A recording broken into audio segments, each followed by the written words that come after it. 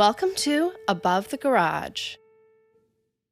Hi, friends. Welcome to our discussion of Cape Fear, episode 4. Let's do our round of introductions and dive in.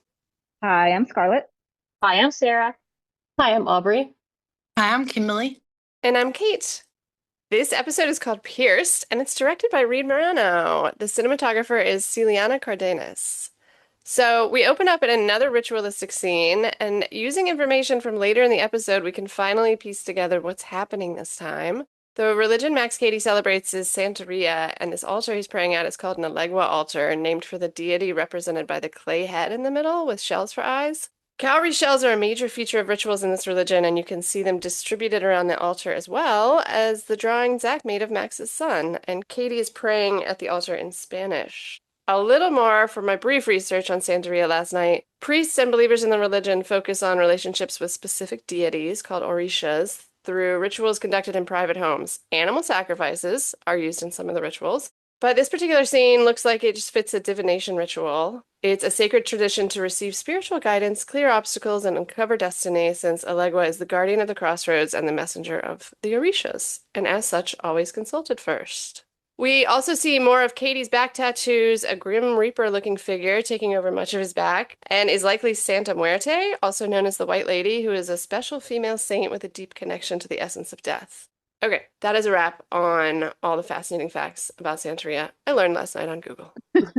Nice. I just realized that's the song, one of my favorite songs, Santeria by Sublime. Thank you. I know, and I was going over the lyrics in my head because I was like, oh, I'm going to understand them now. But the lyrics are, I don't practice Santeria. I ain't got no crystal ball, so Yes, exactly. it actually has nothing to do with Santeria. Yeah. I do love that song.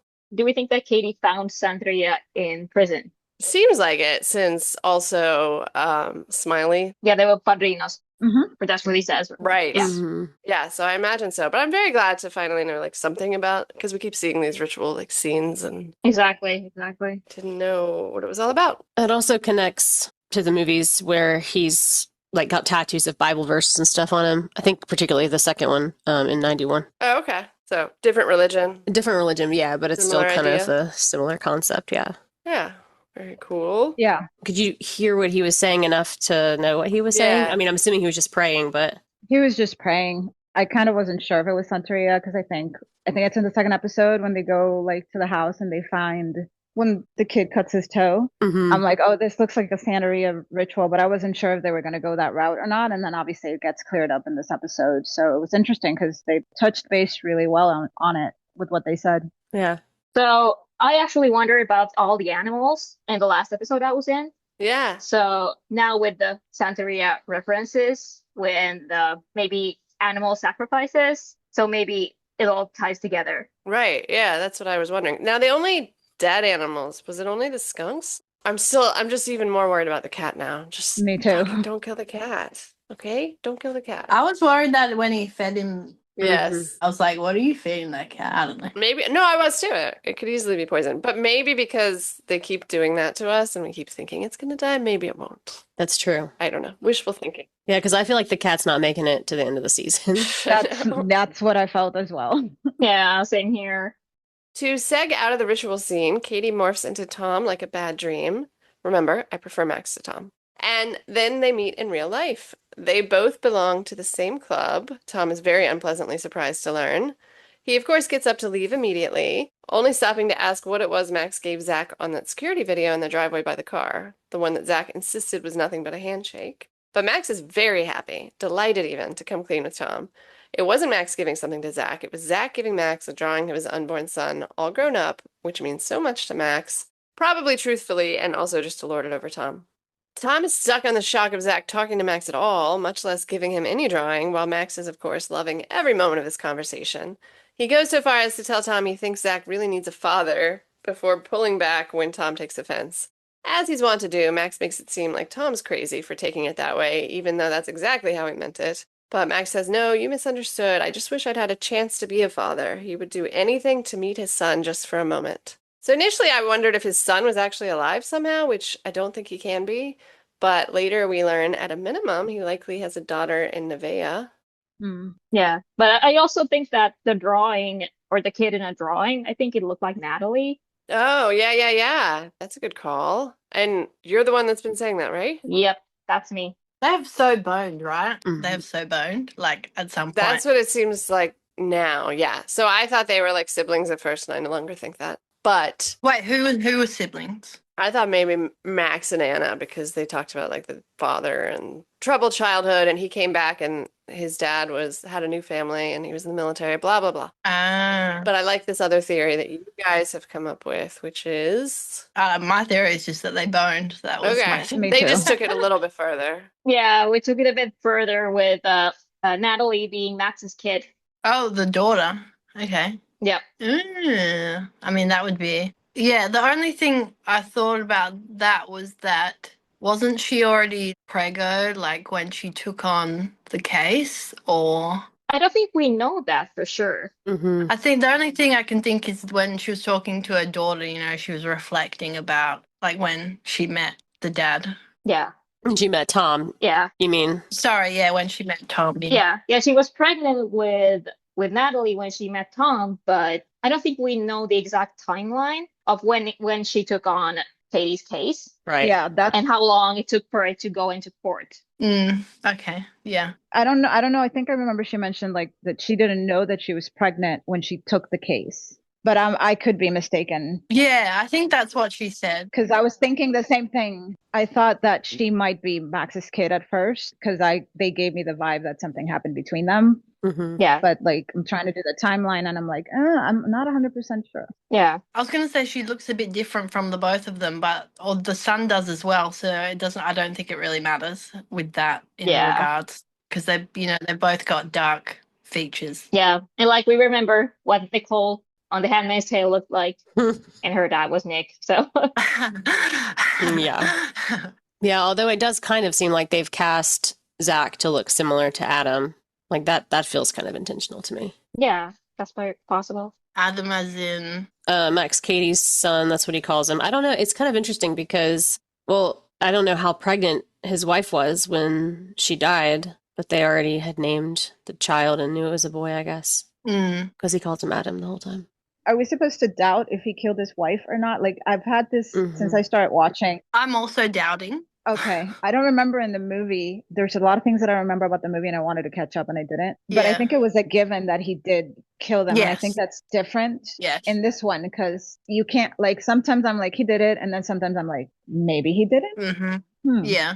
In the movies, he didn't murder anyone. It was an assault. He raped her, right? Yeah, and he definitely did it. Yeah, he Okay. definitely did. Yeah. Yeah, it's quite different actually. I mean, like you can't really make a TV show based on a movie that's gonna. I guess it was like presumed innocent. You know what I mean? Where You have to stretch it out. and it can't be exactly the same because realistically, you're gonna know what's gonna happen, right? So, Right. but yeah, I do doubt. I mean, obviously he's a crazy fuck. We know that, and he's probably done extremely bad things if he hasn't actually done this. But that's probably what they're trying to do. They're trying to make us unsure if he actually did it or not. So they're doing a good job at that. Right. Yeah. Yeah, they're sprinkling a lot of stuff in. Like I was even thinking after the last recording at the beginning of episode 3 when Tom is on the Zoom with Lex, his coworker that he's having the affair with. Lexi. Mhm. Oh, what a douche. Yeah. When he's on the call with her, she sends a little chat message that's like, I would take your murder trial or I'd defend you for murder. Yeah. And I was like, did Tom kill his wife? I don't know, man. Could be anyone. Like, I wondered if they were sprinkling that in either because he had already done something like that or because he might do something like that throughout the season. I kind of saw it as they were trying to plant the seed for the infidelity kind of thing. Cause I was like, I saw the message and I was like, oh, that's whatever. But then I saw the episode and I was like, this lady's like needs a husband hard. Like I'm like, she's aggressive. And I mean, Yeah. this shit happens all the time, but like, oh, interesting. And he was trying, but not trying. And then obviously he didn't try hard enough. I mean, he invited her over, so he was like, Yeah, for Oh, sure. yeah. let's go. Oh, yeah. He was onto it, man. He instigated that for sure. Yeah, he did. He opened the door and she crossed it. Yeah. And you know what's funny is when I hadn't watched the first episode before I screen capped it. So obviously I went through the screen caps first and my initial thought was, oh, the dad's having an affair. It obviously ended up being the son's phone. but initially I thought she was looking at the husband's phone, and I was like, oh, Oh. like having an affair. And then the next episode, like, was literally like, oh, he actually is having an affair, but it wasn't. That wasn't his phone. You know what I mean? Yeah, I yeah. was like, oh, okay. Anna's driving when she sees a message pop up on her phone that Ruben's appeal has been denied, and at that very moment, she almost crashes into the woman in green in the road, who is, of course, looking for Max as usual. I do not think we know the character's name yet, but we do know she's played by Juliette Lewis. Anna does not know that yet. I was not expecting that when I saw it, when I realized it was her. Yeah. And I'm just curious as how is this just like an Easter egg because she was in the movie, or are they going to tie her character in the movie, which I think it's hard to do, but Yeah. I'm very curious as how they're going to go with that character. Mm-hmm. Another wink. I reckon it's a cool Easter egg. Yeah. Mhm. I don't think it'll be the same. I just noticed that she wasn't listed on the cast on IMDb, so they're definitely trying to keep that. Right. Yeah, that's what I was wondering if she had a name there, but nope. Yeah. The next day, Ray's in their kitchen making coffee. Natalie's pissed because her mom was supposed to let her drive to soccer so that she can get a driver's license soon, but Anna's prioritizing going to see Ruben after his appeal rejection. This also means she misses Zach's therapist, and Natalie is just narrating from the sidelines the many things her mom has committed to for the kids that she's bailing on. And then Natalie calls her dad a cuck and calls both parents out on not paying attention to her. Anna doesn't actually take it all that hard. She just cracks a joke and takes her exit. I was shocked they weren't more outraged at the change in her behavior, but I guess that's in character for them not worrying about Natalie. Yeah. And I guess she called him that because Nevaeh said that to her at the party Yeah. Mhm. Yeah. in the last episode. Yeah. When Natalie said, "You want me to be perfect, so you don't have to pay attention to me."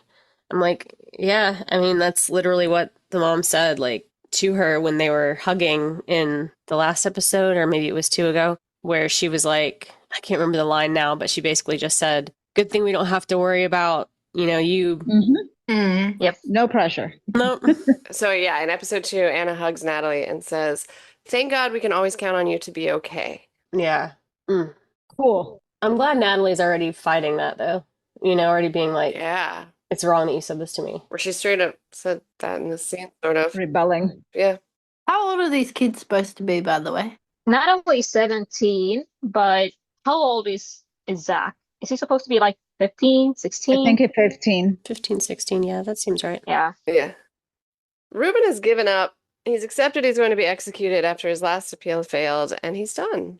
They push him to keep trying, and Anna insists he let them go back after Warren Pitt, who was the only actual witness that they know of, who knows that Ruben wasn't even at the scene of the crime for which he's being executed. Pitt was there, so admitting this would risk him getting an accessory charge, and that's why he refuses to help Ruben clear his name at this point in the story. Dr. Carlisle, Zach's therapist, is debriefing Tom, but Tom thinks she sucks, and he tells her as much. Zach's not getting better. She goes a little personal after that, and we learn what that flashback he sees is. Tom told his son that his brother died in a car accident as a child, but we see in his memory that his brother actually hung himself in their bathroom and Tom found him. So he does what any insecure, vulnerable feeling man might want to do right now and cuts and runs. He fires her on the spot in as insulting a manner as he can. I'm actually surprised that do they seem to go in with him every time? Because, like, as far as I'm aware, like, they're supposed to go in on their own. Like, maybe the first couple of times he's supposed to go in with them, and then Right. they do the therapy on their own. But Maybe there's a combination of Mhm. therapy with the parents, like because the parents are, like a family therapy versus just an individual. Like maybe they do both. I don't know. Yeah. I just figured that. We don't have any evidence of that, but I Yeah. guess he was supposed to be there. But yeah, I figured it was a combination. Yeah, I felt the whole time that him not wanting, like him insulting the therapist, even at the beginning when he's like, he's not getting better, was way more about himself than about Yeah, Zach. Like the whole way he's talking, it's like he doesn't want to deal with his own exactly. Right. trauma. And Yeah, so he's taking it obviously. out on her. Yeah. Right. there's definitely more to him than it seems. I think it could just be like that he's still dealing with his brother's like suicide, but I feel like there is definitely something else. Yeah. Yeah, they're definitely hiding something. Yeah. Mhm. But he has this ongoing theme of like refusing to face the past, and wanting to just keep moving on. And obviously that's not working for him, but Right. It's pretty typical. I like how they portrayed that in that scene because that's usually yeah. how it goes, unfortunately. Like, oh Right. yeah, I'm not dealing with this and I'm going to be passive aggressive about it while I'm thinking I'm polite, but I'm not. Right. He's definitely not polite. Natalie's the goalie for the school's soccer team, so when Amber surprises her out of the blue behind the goal, she misses a shot, and her shitty friend Callie acts unsurprisingly shitty. So Natalie rips off her penny, leaves the goal empty to piss off Callie further, and follows Amber to the tattoo parlor. Which is not a tattoo parlor at all, but Amber's friend's house. Amber tells her friend that they're there to get Nat's nipples pierced, which is not at all the story she lured Natalie here with. Natalie, realizing Amber's being serious, tries to leave, but Amber is nothing if not persuasive. Doesn't even really take her much persuading before Natalie agrees to get one nipple done, and lets Amber do it herself. Amber starts a countdown, pierces it suddenly when she gets to 2, and then climbs into her lap and kisses her, preventing any negative reaction. Pretty great cut to the Barry stabbing from earlier. The second that they pierced her nipple. Yeah. So I don't know if anyone did this like in reality, but Drew, my little sister, who is now 17, like a couple years ago, her friend like pierced her nose for her, and I was like, what the fuck? That would have hurt like absolute fuck. And it didn't get infected, she still got it. So it was obviously fine. That's great. Happy ending. Yeah, exactly. But I feel like nipple piercing just takes it like that's Oh. just too much. That would have hurt like I cringe. that's just too much. I thought she was gonna butcher her. I mean, I'm like, she's just gonna cut it off. I don't know. Oh. Like the scene itself was just kind of, I was like, it was filmed very well. And the peer pressure, it's like, and the issues that she has with her mom and rebelling, and they're portraying all those themes very, very well. Mm-hmm. Yeah. When I got my nose pierced, it was more just, I got a needle, I'm going to stab in your nose than I was expecting, because when I had my ears pierced, they did like the piercing gun thing, which is actually It's like very really tame. bad. Yeah. Well, Oh, it's is it? bad for you. It's not, my ears are like kind of ruined from that. Oh, yeah. So I have trouble wearing earrings even now, but my nose is fine. I can wear whatever. But the way that they did it was so shocking to me, because it literally was just this long needle that they just like jammed into my nose. Yeah. But I went with a friend to get her nipples pierced, is where I was going with this. So I Yeah. have seen someone get their nipples pierced before. And how was that? I mean, she was in pain for sure, obviously. I mean, no way around that. She likes it now? Yeah, it looks cool on her. I would never, I couldn't do it. Just the thought of it makes me like Yeah. like try to hunch over and hide my chest. Right. Like I'm just like, oh no. Hold your nipples tight, people. Yeah. Keep them safe. Did it bleed? Maybe like a tiny bit, Right, but Right. not significantly. Yeah, no. I bled a lot from my nose, but Oh, really? yeah, they cut like a little capillary, and it was like, it was Oh, after COVID, so I had the mask on, and I could feel like the pool and the paper towel going, and the piercer was like, oh, I'm like, what happened? And it wouldn't stop, oh. but I'm fine now. I had a very tame piercing. I had an eyebrow piercing, and I don't remember it really hurting at all. So if you want to get something pierced that doesn't hurt, Yeah. I liked it. Maybe I'll get it back. Do it. Get your nose done at the same time and your nipples. You should totally get her vagina done too while she's there. I would get my nipples pierced every day of the week before I would do that. Oh yeah, fuck that. That seems just horrifying. Like Yeah. I have heard that like it gives you like more like pleasure or whatever, but no way. It has to be so painful. Mm-hmm. Oof. Mm-mm. I'm pretty sure at the end of the scene, after the piercing has happened, is when Amber / Nevaeh says, "That's my girl" to Nat. Yeah, she does. That's right. Oh, ew, like from the Yeah. scene in the very first episode, Mm-hmm. the suicide scene. Yep. Oh, good call. Oh. Well, whoever was in her ear said, "That's my girl" to her while she was killing herself. Right, and it sounded like a man's voice, but I did It did. kind of think it's someone on the outside, you know? I don't know. And you can also change the voice, right? Like you Right. could use a Easily now, yeah. modulator or whatever that thing is. Yeah. Oh. Oh, did you guys not think it was Max? Well, we did initially, but Not sure anymore. yeah, just saying that phrase. I still think it was Max oriented, like coming from Max, but maybe it Yeah. was his daughter doing his bidding, or I don't know. That phrase was used, so it's a good call. Very. And gross. Yeah. While her daughter is busy getting her nipple pierced, Anna's naively trying to trick ex-con Warren Pitt, aka Smiley. He really is quite friendly and smiley initially. And she gets him to let her into his home by lying to him about how he can make money off a misconduct lawsuit against the Savannah PD. But it feels a little bit more like he's actually luring her into his trap. It turns out the police did have a history of targeting his parties, which probably landed him in jail, but it's a specific party in August 2003 that she really wants to know about. Smiley's not dumb. He immediately clocks her, calls her out on what she's actually after, knows she's recording him, pulls a gun on her, and feeds her phone to one of his snakes. tells her to get the fuck out, and she finally realizes she's out of her league here and gets the fuck out. So he says this is a one-party consent state, which I had to Yeah. Google because I didn't know what that meant exactly. It just means that only one of the people being Yeah. recorded has to know about it. Yeah. In certain Yeah. states, it's a rule. In some other states, it's not. So in Georgia, Yeah. Yeah. So I guess that means that whatever she recorded would be admissible in court. Right. she can use that. Yeah. It's so fascinating to me because it's like so crucial to be able to record somebody without their permission, or also Yeah. terrible. Like, I get both sides. I don't think you probably should be able to do that, but it works nicely when you're trying to pin a crime on them. Yeah. That's literally what I was just about to ask, Aubrey. So you answered my question because I was thinking she wouldn't be able to use that in court, but obviously. Yeah, just because she's in the right kind of state, she can. Yeah. Yeah, there are like Interesting. 11 states where that's a thing, apparently. Hmm. There's like a moment when a motorcycle pops outside and they both kind of have a reaction to it. And I was thinking, I don't know, I felt like I was missing something about why that was included in the scene because it seemed like, Yeah. do you guys know what I mean? Was there any Yes. reason for that? Do you see it, or was it just a sound? No, it's It's a a sound. sound. You hear somebody starting up and then he kind of looks at the window and she kind of looks back and it seems very, Relevant, purposeful. yeah, relevant to something, but I couldn't figure out what exactly. Yeah, I bet that we will find out, probably. I mean, I've mentioned before that, like, I don't know, at least like 50% of the scenes have had storm thunder outside. Mm-hmm. So I don't know, it could just be a loud noise outside thing, but since they both looked, I feel like probably someone was out there. Right. I am starting to wonder now because so much stuff has been dropped in each episode where you're like, oh, maybe they'll come back to that. Oh, maybe they'll come like over and over. Yeah. That I'm wondering now if we're going to see an episode from a different perspective later or see some of these Yeah. events from another perspective, like go back to them again. Right. I would like that. Yeah. Plus, there's 10 episodes, so there's time. Yeah. I mean, they're in so deep now that they either have to do that or they have to leave it as a little bit vague and mysterious, which could work too, because that's Right. kind of how the movies are. But could be cool if you can get to see it from like his perspective or whoever's out there. Do you mean like things like when first episode, like it feels like someone's in the house or like someone's outside watching? Do you mean? Yeah, like all of those things. Exactly. Yeah. Like you'd go back and see it from Max's perspective or from the perspective of whoever was in the house or, you know, Whoever it is. things like that. Yeah. Yeah.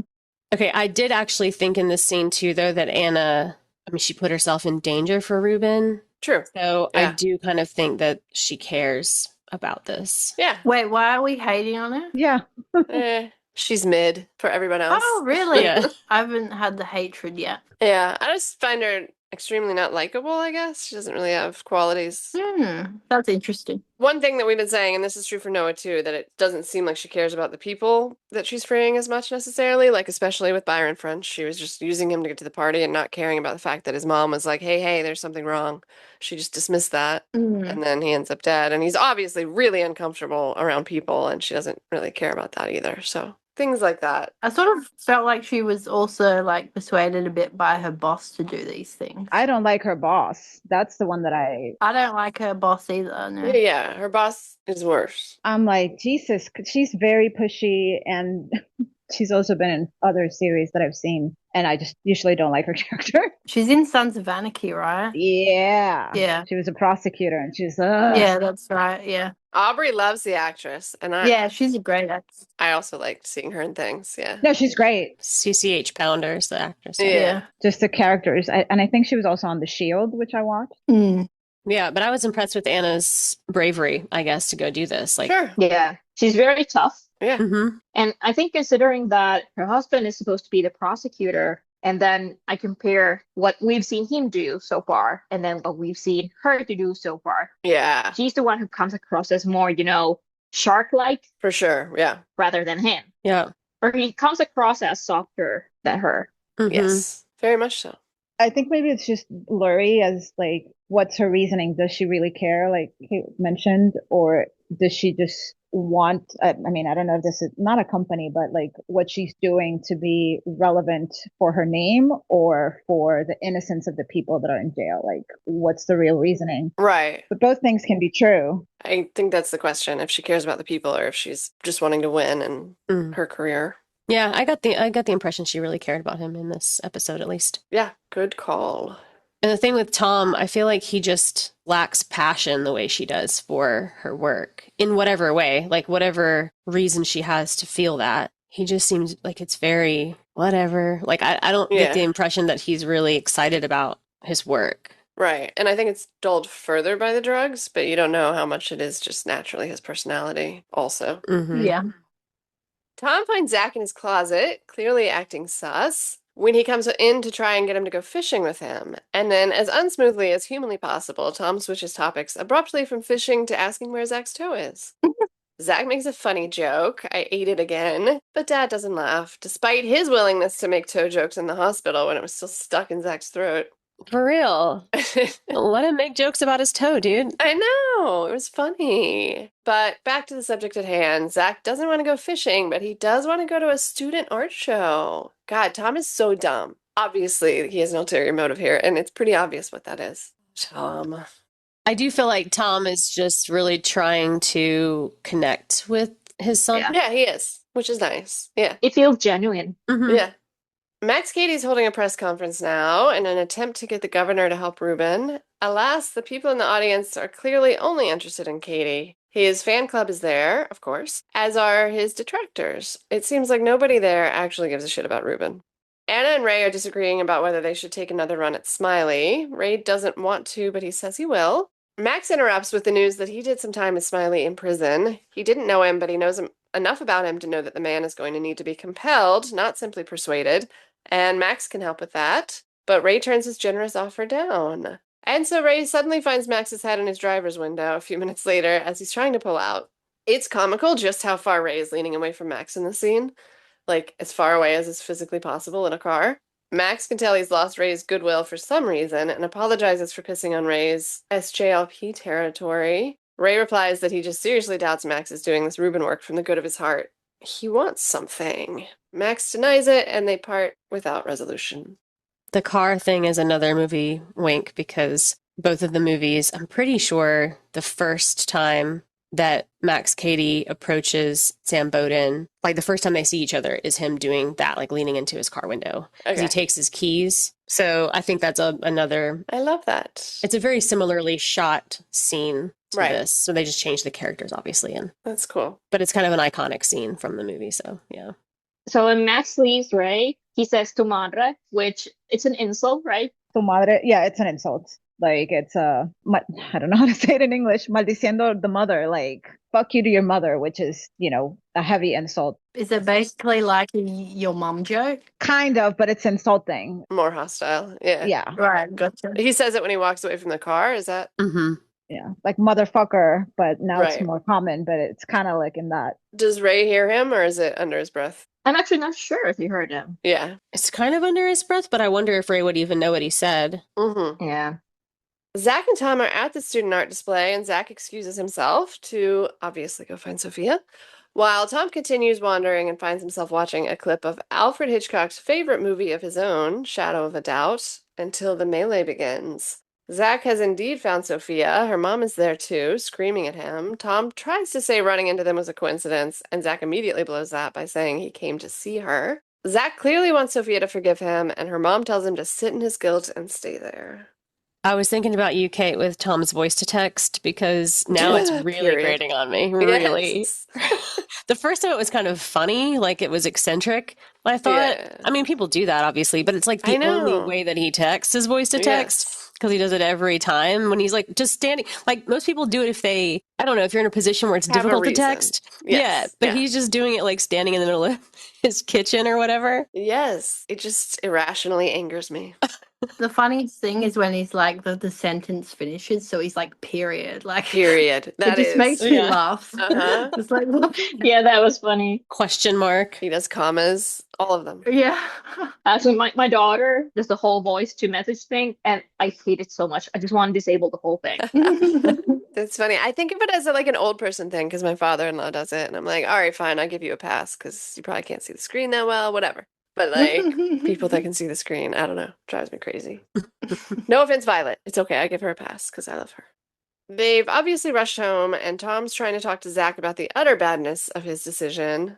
Zach threatens to kill himself if he keeps talking about it. And then his dad pictures his brother hanging, and this time it's Tom that slaps himself hard, repeatedly, right before he sees Zach floating in the pool and races to him and dives in.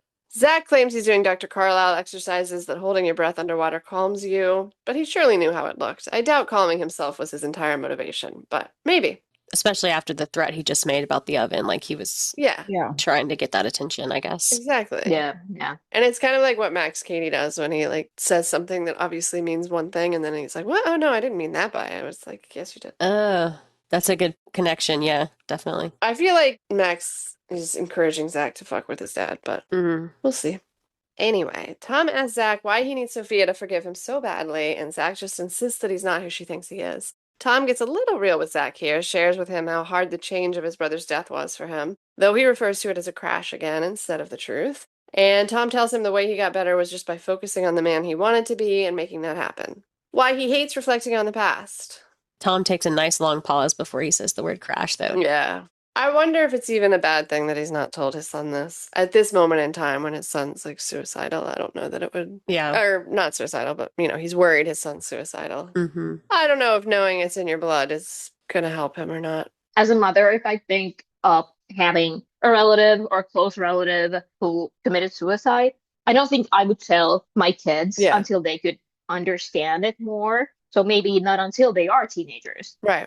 So it's not really surprising that they, or maybe not them, but Tom decided not to tell them the truth. Yeah, agreed. And I don't blame him for that. I don't judge him for that particular thing. Yeah. Yeah. Maybe just thinking that maybe something else happened that pushed his brother to kill himself and he had something to do with it, or the guilt, or there was a fight. Maybe not that he did something. Maybe there was just a fight. Maybe there was just something going on and he feels guilty about it. And that's why he hasn't shared it. Right. That's the impression I got. Yeah, because I agree, like, not telling Zach is a good idea, but I do think that his reason for not talking about it is more about how he feels about it. I mean, there's probably a combination of things, but it seems like it's really hard for him to even face it. So he's not wanting to say it aloud to anybody. Like, I wonder if even Anna knows about it, Yeah.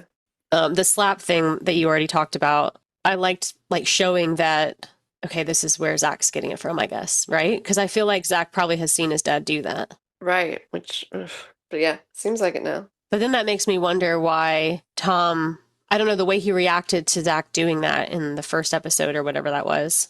I don't know, if I was doing that to myself and then saw my kid do that, I would be like, okay, there's a deeper problem here that he's seeing me do this. Do you know what I mean? Yeah. It seems like he's not really addressing that part of it about where it's coming from. Yeah. And now Max is car shopping when he runs into an unexpected enemy. And unfortunately for the man, Max owns his ass. Poor guy, though this is entertaining. The fellow, whom I think is named Dave, he's trying to stand up for Max's ex-wife because Dave's wife told Dave that Max was cheating on her, whether he killed her or not. And then Max asks Dave how he thinks his wife knew he was fucking around. And when Dave understands the implication and refuses to believe Max, Max tells Dave exactly what lives on their marital bedside table. Harsh. Man, once again, Javier Bardem's acting in this scene was out of control. It was so good. Yes, that's fine. Like, I don't like Max Cady. I like Javier Bardem. I think he's such an entertaining actor. I love it. I love watching him. Yeah. He makes such unexpected choices in the way he does things, like blowing a raspberry in the middle of talking. Like, it's just, it's crazy. It's like so good. I don't know. It's just so unique. Yeah, unique. It makes it feel more like tense almost because you just don't know how he's going to respond to anything. Exactly. Yeah. He plays like the villain so well. And like you said, his choices are like he's so natural at it. It's just like that's him. You know what I mean? Like sometimes you can tell people are acting, but when you watch him, it's just like, I feel like it's real. You know what I mean? I don't know. He disappears into the character he's playing. Absolutely. Yeah. Yeah. He's also a good, like, when you're like entertained by the villain and like it's the best part of the story, I feel like the actor is amazing. You know what I mean? Because you're not supposed to like the villain, but when I feel like the best actor in the cast almost has to be the villain, if you know what I mean, because you end up questioning yourself when you're watching him. Yep. Right. Yeah, especially in a show like this where that's kind of the entire thing is who did what and what actually happened and who do we believe. And you see him acting in a way that like in some scenes seems very friendly and real, and then in other scenes is like Yeah. terrifyingly unpredictable. So it's just Yeah. that balance is The passive aggressiveness is on point, and the gaslighting as well. Like, no, that's not what I meant. What? Yeah. Yes, it was. So yeah. it's very entertaining. I'm just reminded of him licking that lady's face in the eye. Yeah. What was up with that lady? Jesus Christ. Fangirl. It gave me fangirl vibes in a very weird way, but then she obviously got scared. Like, what do you expect? Right. It's like one of those people who write to like prisoners who are, you know what I mean? Like, Oh, yeah. It's just giving me a flashback to a very particular thing. You know what I'm thinking of? Yeah.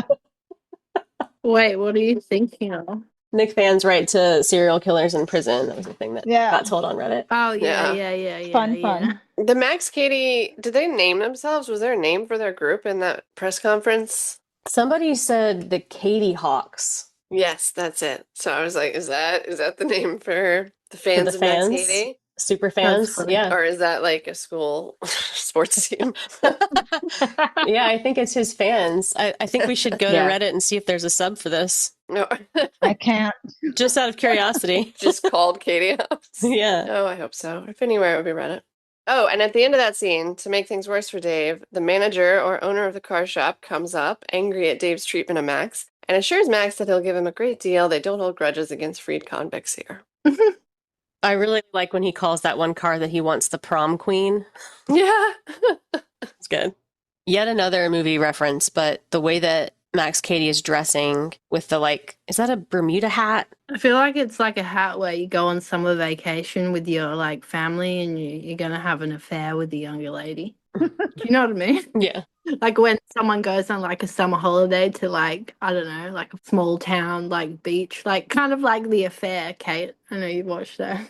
But yeah, so Max Katie is wearing like a Bermuda hat and a chain and the sort of light colored button down shirt and white pants and everything. Like that's kind of the whole style of the character from the movies. Mm-hmm. And they make a point of how he's dressing like that. It's just it's part of the character he's created, I guess, for himself. And for the most part, they've had him a little bit different in the show. And I like that they had him in an outfit like that for this episode, just kind of referencing that. So, yeah. Yeah, well, I know Martin Scorsese is producing it, right? I wonder how much input he's had on the show itself. Yeah.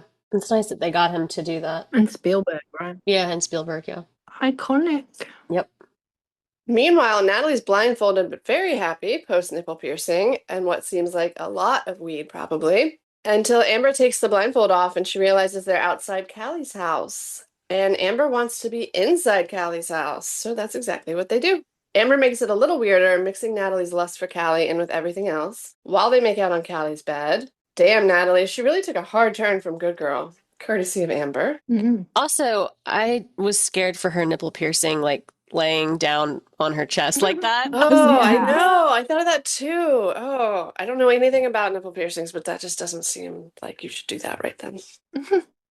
After they hook up, Natalie's honest with Amber about what she's so stressed about, that her brother doesn't feel like he's her brother anymore. She doesn't know if she can love him anymore and feels terrible about that. They hear a noise then, so the heart-to-heart is abruptly over and they run downstairs as Callie's dad comes in, but manage to escape unseen.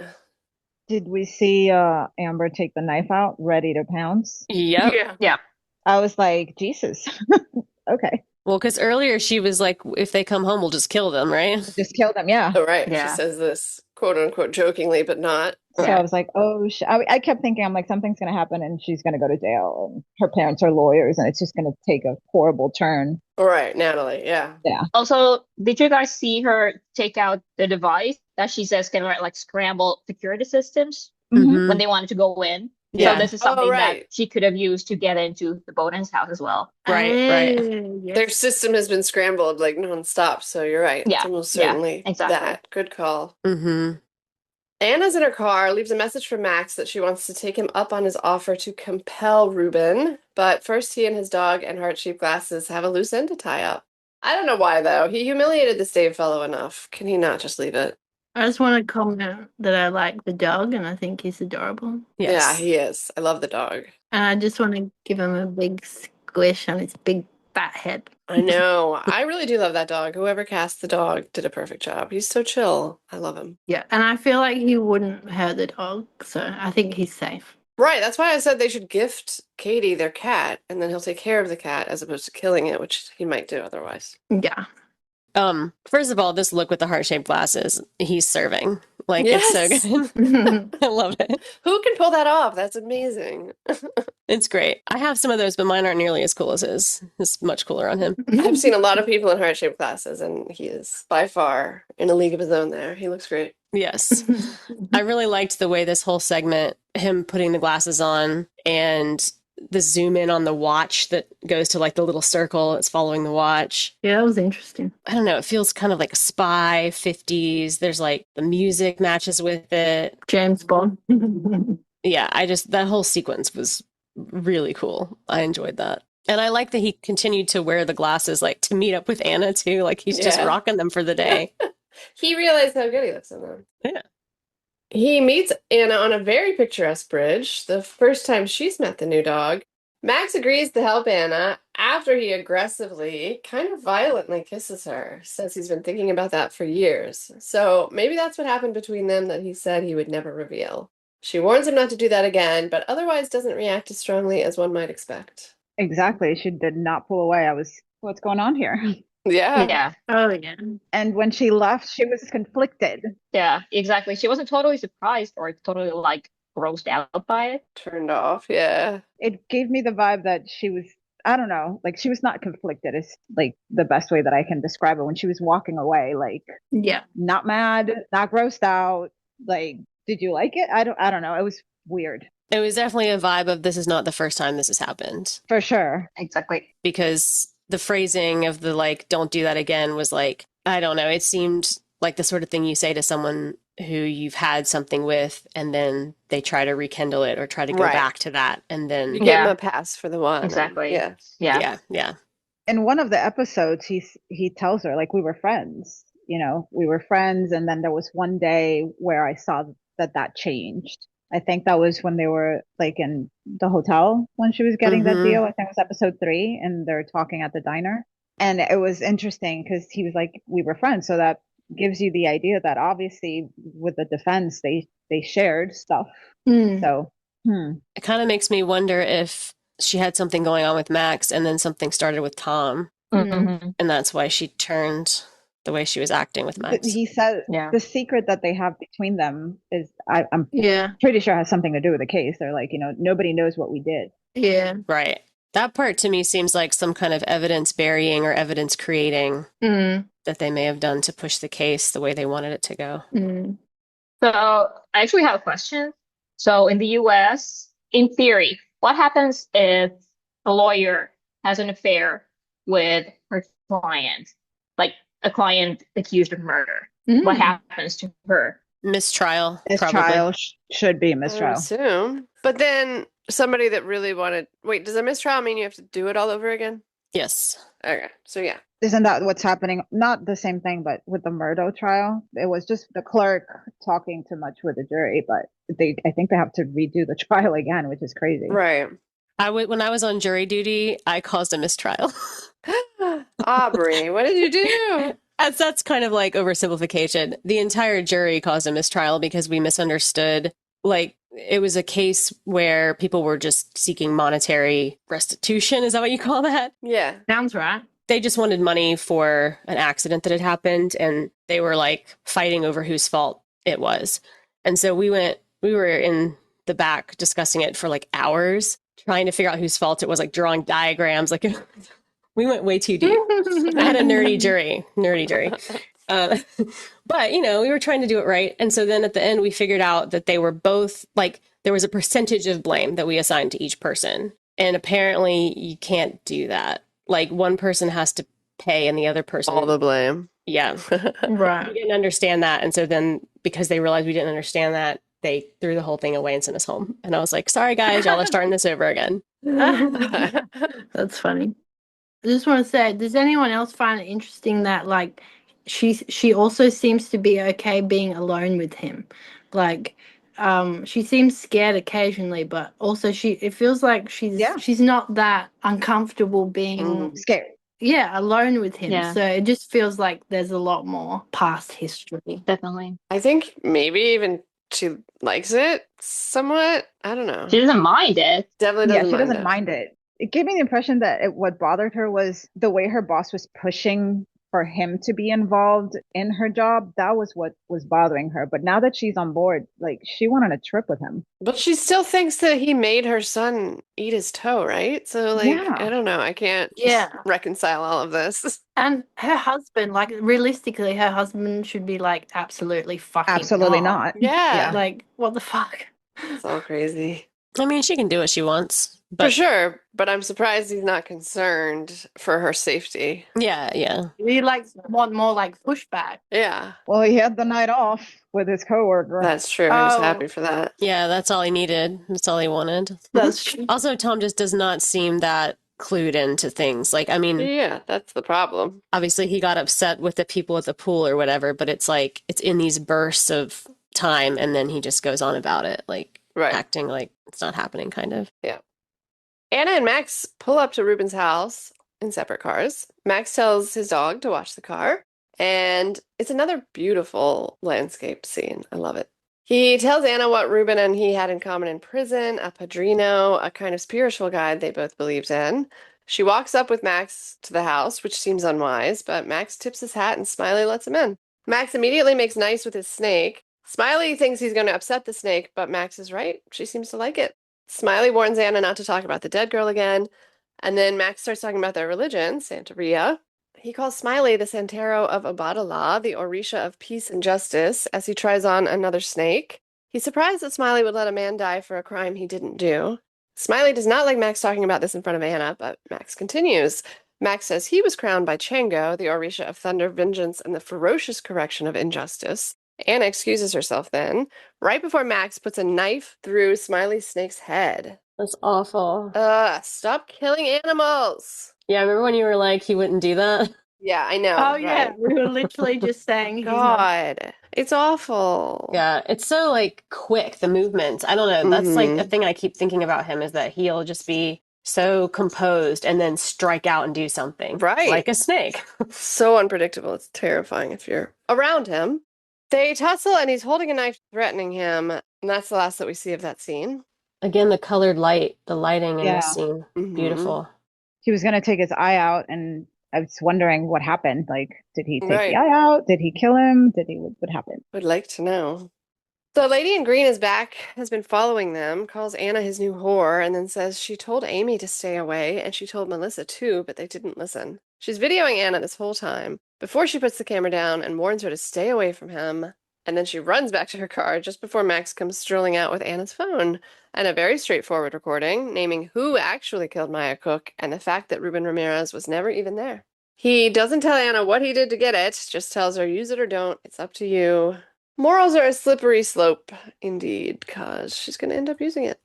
At first, I thought, is this recording AI? Just because they've already established the AI thing with the sun in this universe. But then obviously it's kind of like, all right, I think we're just trying to show that Katie can get anyone to do what he wants. Like he's just got his ways of manipulating people. But I do hope we get to find out what happened in there. I guess we maybe will. I think we will, and I think it's just going to blow up in her face. Because, like, I also get the impression that what he wants to do is just ruin them. I mean, yeah, ruin everything in their life, like her career, his career, the kids, everything. So obviously what he did was not legal, duh. So right. I think it's going to blow up at some point. Yeah, he definitely wants to tear that family apart. We don't think that he knows like what they did in the case, right? Not yet, anyway. See, I'm a little bit torn on that because part of me thinks maybe that's why he's doing all of this, because he figured something out about what they did, and he's whatever their secret is, if he found out that secret, that could be a reason for him to feel this vendetta against them. I mean, like, I guess I just wonder if he did actually kill his wife, then it would make some sense for him to be coming after them for, oh, something that you did caused me to go to prison for a thing I actually did. Whereas if you hadn't done what you did, I wouldn't have. Do you know what I mean? Like, that to me makes a little more sense as a reason for why if he killed her. Obviously, if he didn't kill her, then that's the reason, you know? Well, what has me on the fence is like, why would he Or how did he get the lady that killed herself? How did he get her to do all that? Like, did he break from prison? Did he break her down like he's trying to break the family until he was able to achieve what he wanted? Or was this planned from the beginning?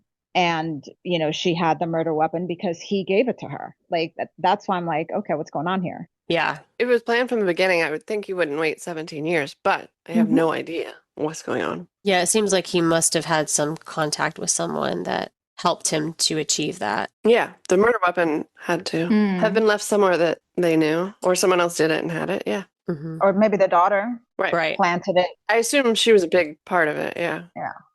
Ruben's obviously psyched to hear he's going home. Noah gives Anna all the credit for persuading Smiley, while Anna looks like she's about to vomit or have a mental breakdown. Luckily, Noah's not quite so human that she notices or cares. And anyway, watching Ruben's reaction is distracting enough. Seeing a man learn he's going to get out of jail for something he didn't do.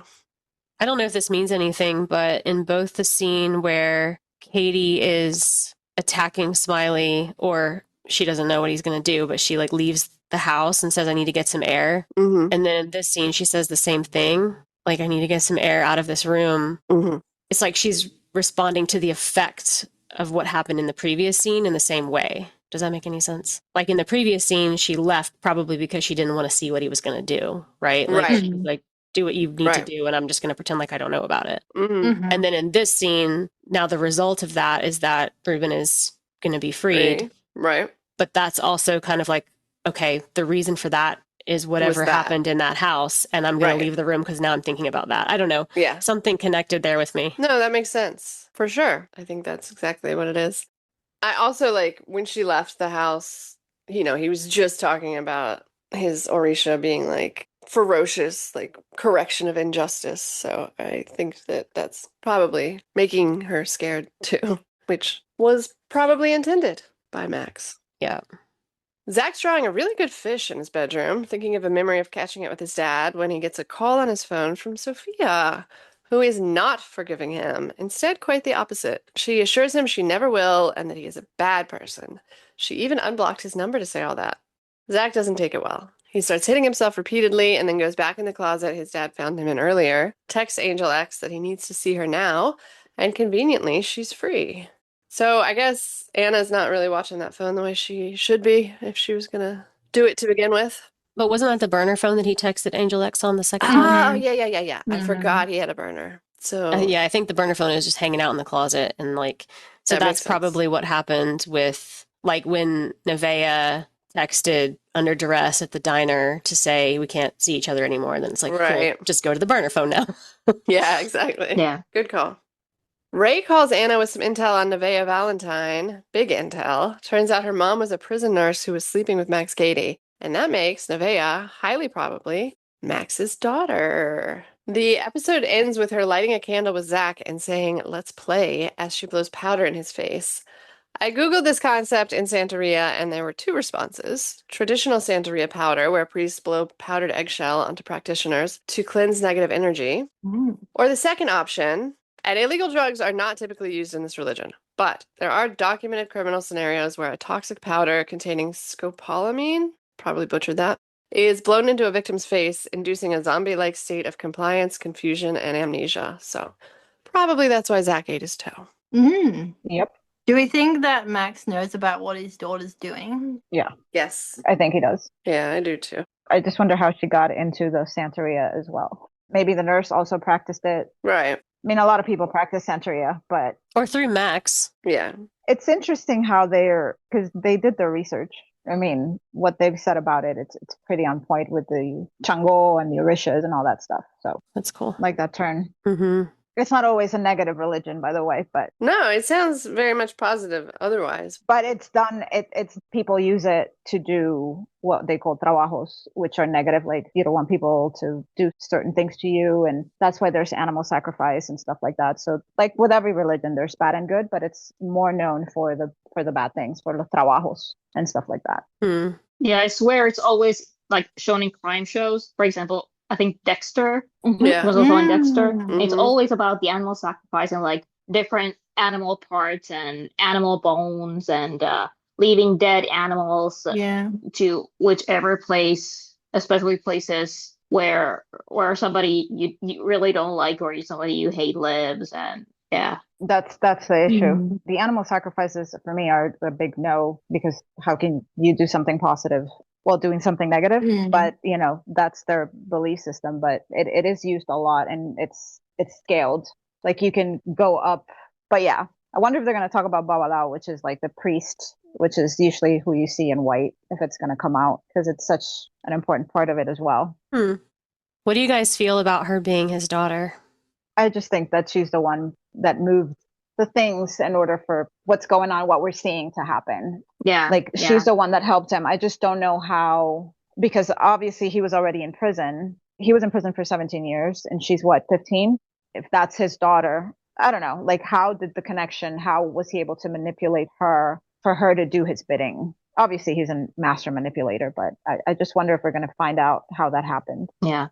How do you guys feel about that plot point, like about the concept of her being his daughter? Do we like that turn? Do we like that reveal? I think it's interesting anyway, because I don't know, who would be out there doing stuff for him like this? Yeah. I don't mind it. I think I'd actually like it more if like it was found out that she was doing this all on her own. I don't know. Yeah. And he didn't actually know about it. Yeah. Could that be? That's what something I was considering. But he was involved in like the toe thing and Zach returning, so I think he's involved. Yeah. I think he is, but I think this also makes a lot of sense because Max to me feels like someone who was he was in prison for 17 years. So I don't really see him as someone who would use a lot of like super modern high tech to do all the things that he wants to do to get his revenge. Right. So he would have to have someone who's like more tech savvy and probably younger. So it would make a lot of sense for her to be that person instead of him even being able to do any of that. And like, Yeah. you guys remember the TV he broke? Mm-hmm. Yeah. Like it was a super old TV. Yeah, it was so old. I was actually wondering, I don't think you can even buy TVs like that here anymore. Oh, I'm trying my best. Facebook Marketplace. Yard sales, yeah. So like I think he's probably really into nostalgia. And then we have Amber or Nevea or whatever her real name is, and she's got all this stuff like a scrambler to mess up all people's home security systems, and she works on burner phones and things like that. I don't think Max would know about those things, or at least not that much, or at least he wouldn't use them because they're not like his style. Because he's the guy who goes into a car dealership wanting to buy this super old car, right, and calls the prom queen, and yeah. Right. Yeah, that all makes a lot of sense. I feel torn on the daughter thing. I do like the idea of him manipulating people to do things for him in whatever way.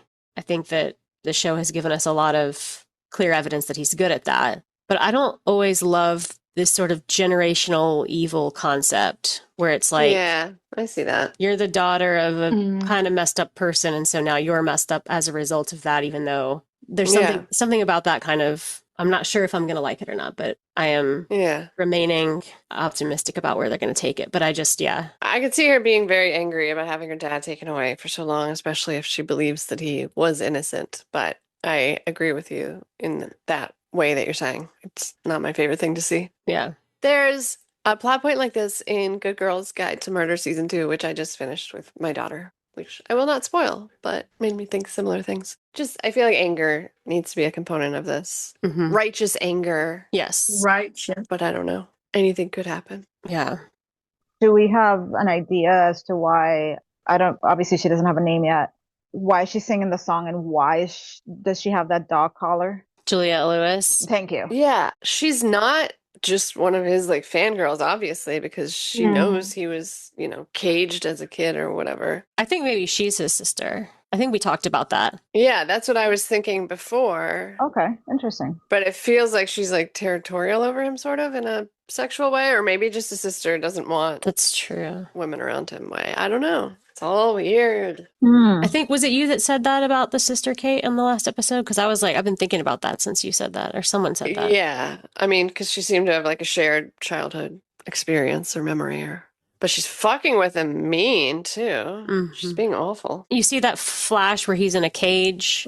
Uh-huh. So I was thinking, yeah, maybe he was made to wear a collar or something. And Okay, that makes sense. Interesting. That's what it seems like. And it's fucked up. Everything's fucked up. But I like it. The show. speaking of fucked up, one other thing about Nevaeh/Amber is that now if she actually is his daughter, which it seems like they've pretty much confirmed that, y'all remember the first thing she said about him in the diner? Because she was like, some old guy I definitely fucked. Oh, Yep. yeah. That's right. Oh, Yeah, I remember that. Yeah. Gross. That's funny. I had forgotten. Thank you for reminding me. You're so welcome. Maybe incest runs in the family. I don't know. I'll believe anything at this point in the show. Oh, yeah. I mean, you're just saying that chick has a bit of a sexual whatever to him, and if it's his sister, then that's... Yeah. I'd rather not see incest in this show, just FYI. Oh, me too. In all shows, actually. Actually, you know what? Yes, in all shows. Thank you very much. Not just in this show. Thank you. It's amazing that we had to clarify that. Right. Yeah, thank you for clarifying. Just wanted to make sure our listeners know that I'm not I'm Into not that? for the incest. For the incest. Are you for scuba? The scuba. Is that like Scuba Steve or something? Like, I don't know. No, it's From a movie? Are you down for Scuba, Ruben? Is that what you mean? It's with Ben Stiller and Along Came isn't Polly. that Along Came Along Yes. Polly? Came Polly. Yeah. Are you guys for scuba? Yeah. Wait, I thought that was Scuba Steve. Who am I? Who's Scuba Steve? Scuba Steve is, oh my God, from this movie with Adam Sandler. He adopts a kid. Hooters. well, Big Daddy. Scuba Steve is Thank from you. Big Daddy, not to be Yeah. confused with Along Came Polly. Different scuba men. Wow, we really had a rundown of like Scuba. 90s comedies there for a second. Comedies. Yeah. Derailed once again. Apologies. This train derails often. All right. I guess that's a wrap on our discussion of episode 4 of Cape Fear. Come back next week for episode 5. Thanks for listening. Bye. Bye.